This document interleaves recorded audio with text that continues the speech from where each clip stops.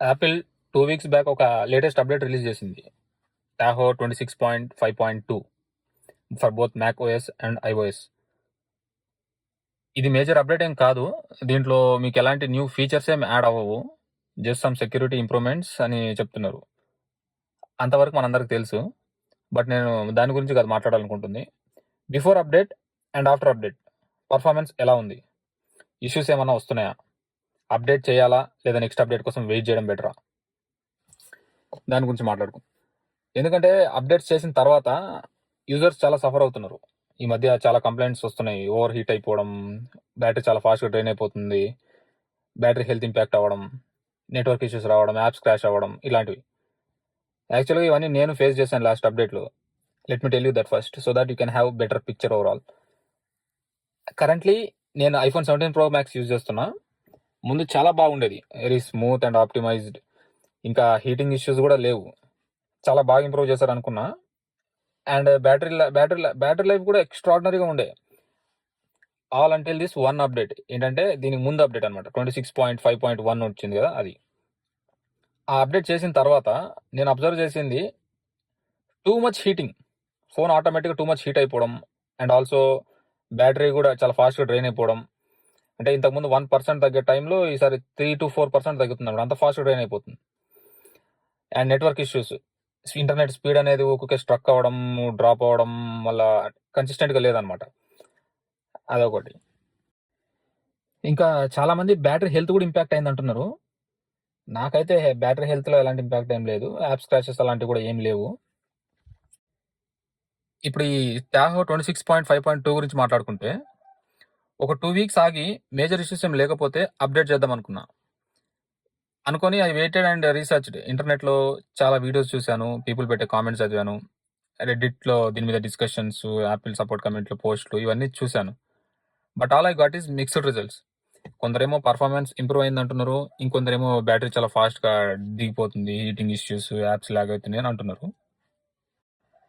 So let's see. ఇప్పుడు నేను కూడా అప్డేట్ చేస్తున్నా on both my Mac and phone. చేసి నా పర్సనల్ ఎక్స్పీరియన్స్ కూడా చెప్తాను. Did I face any issues or not.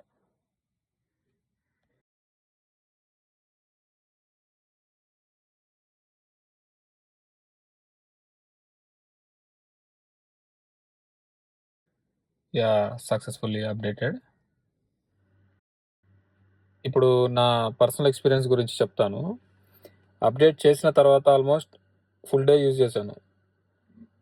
ఎలాంటి డిఫరెన్స్ నోటీస్ చేయలేదు. Both in Mac and iPhone working all fine. Heating issues, apps crash అవ్వడం, నెట్వర్క్ ఇష్యూస్, బ్యాటరీ ఇష్యూస్ ఏమీ లేవు, all good.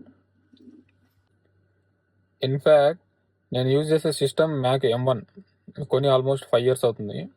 ఇప్పటికీ working perfectly fine, no issues at all. అసలు ఎందుకు ఈ అప్డేట్ల వల్ల ఇష్యూస్, దీని గురించి కొంచెం డీటెయిల్గా అర్థం చేసుకుందాం, సో దట్ అప్కమింగ్ అప్డేట్స్ మీద మనకు ఒక బెటర్ అండర్స్టాండింగ్ ఉంటుంది. బేసిక్గా ఒక మేజర్ అప్డేట్ తర్వాత operating system post update optimization కిందికి వెళ్తుంది. ఫైల్స్ అన్నీ రీఇండెక్స్ చేయడం, డేటాబేసెస్ని రీబిల్డ్ చేసుకోవడం, యాప్స్ అన్నిటిని మళ్ళీ ఆప్టిమైజ్ చేయడం, సిస్టమ్ ప్రాసెస్ని మొత్తం మళ్ళీ రీకాలిబ్రేట్స్ చేసుకుంటుంది అనమాట. దీని కారణంగా సిపియు యూసేజ్ చాలా ఎక్కువగా ఉంటుంది. దానివల్ల ఫోన్ చాలా హీట్ అవుతుంది. అలానే ఈ ప్రాసెస్కి ఎనర్జీ కన్జంప్షన్ కూడా చాలా హెవీగా ఉంటుంది. దానివల్ల బ్యాటరీ కూడా ఫాస్ట్గా డ్రైన్ అయిపోతుంది అనమాట. మరి అలా అంటే అందరికీ సేమ్ అప్డేట్ కదా, సో అందరికి ఇష్యూస్ రావాలి కదా. కొందరికి ఇష్యూస్ వస్తున్నాయి, కొందరికి రావడం లేదు, ఎందుకు? పైగా పర్ఫార్మెన్స్ కూడా ఇంప్రూవ్ అయింది అంటున్నారు కొందరు. హౌ? దీన్ని 3 సినారియోస్గా డివైడ్ చేసి మాట్లాడుకుందాం. సినారియో 1, మనం ప్రతి ఒక్కరం సిస్టమ్ని ఒకటేలాగా యూజ్ చేయం కదా. సో అప్డేట్ తర్వాత సిస్టమ్ ఎంత డేటా ప్రాసెస్ చేయాల్సి వస్తుంది, ఎలాంటి డేటా ప్రాసెస్ చేయాల్సి వస్తుంది అన్న దాని మీద ఆధారపడి ఉంటుంది అనమాట.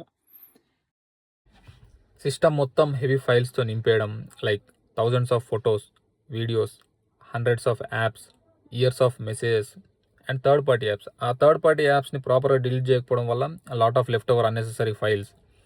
అంత డేటాని రీఇండెక్స్ చేయడం, ప్రాసెస్ చేయడం అంటే it takes more efforts for system to process. సింపుల్గా చెప్పాలంటే more CPU work, more electricity consume, more heat produced.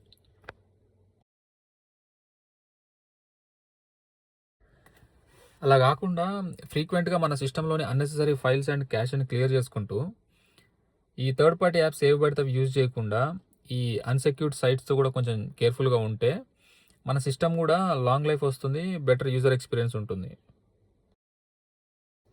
చాలామంది సిస్టమ్ని నేను నార్మల్గానే యూజ్ చేస్తానండి, పెద్ద కాంప్లికేటెడ్ వర్క్స్ కూడా ఏం చేయను, క్లీన్గానే మెయింటైన్ చేస్తా, అయినా కానీ ఇష్యూస్ వస్తున్నాయంటే దాని గురించి మీరు వరి అవ్వాల్సిన అవసరం లేదు. ముందు చెప్పినట్టు అప్డేట్ తర్వాత సిస్టంలో చాలా బ్యాక్గ్రౌండ్ టాస్క్లు జరుగుతుంటాయి. Like reindexing the files, database మొత్తం రీబిల్డ్ చేసుకోవడం, recalibrating the battery management, rebuilding the caches, ఈ కొత్త అప్డేట్ వర్షన్కి తగినట్టుగా యాప్స్ మొత్తం ఆప్టిమైజ్ అవ్వడం, ఎలా అనమాట. సడన్గా చాలా వర్క్ పడుతుంది కదా ప్రాసెసర్ మీద. వెయిట్ చేయండి, ఒక 2 to 3 డేస్లో ఆటోమేటిక్గా అడ్జస్ట్ అయిపోయి నార్మల్కి వచ్చేస్తుంది. కొన్నిసార్లు మ్యాక్సిమం 1 వీక్ పట్టవచ్చు.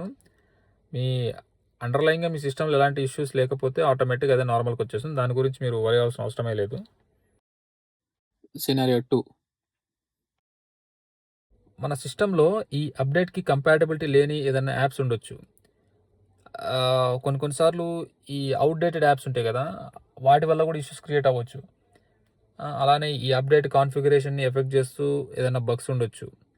అవి మనం ఇమీడియట్గా ఫైండ్ అవుట్ చేసి డిలీట్ చేయగలిగితే better. Scenario 3, sometimes company release చేసిన అప్డేట్లోనే బగ్స్ ఉండొచ్చు. దానికి మనం ఏం చేయలేం, కంపెనీ నెక్స్ట్ అప్డేట్ రిలీజ్ చేసేదాకా వెయిట్ చేయడమే. That's all. Hope this video is helpful. See you in the next one.